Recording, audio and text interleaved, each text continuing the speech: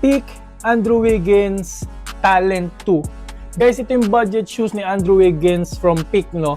Pero guys, hindi siya pakiramdam na budget shoes. Napaka-premium ng feel nito, lalo na pag nasuot nyo, no? Very comfortable po talaga. One of the most comfortable na basketball shoes na na-try ko, no? Sobrang padding sa loob. Hindi ko ma-explain, guys. Sobra talagang kapal ng padding sa loob. Tapos, napakaganda ng itsura nito.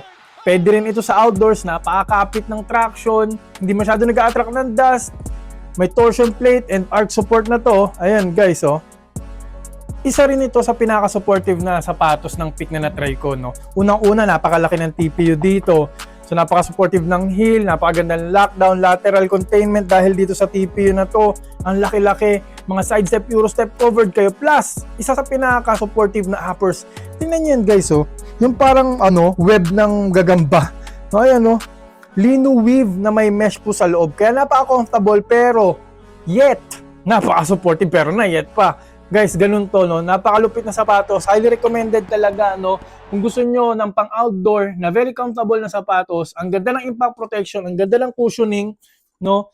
Pwede sa mga explosive na player dyan. Andrew Wiggins, explosive na player kasi.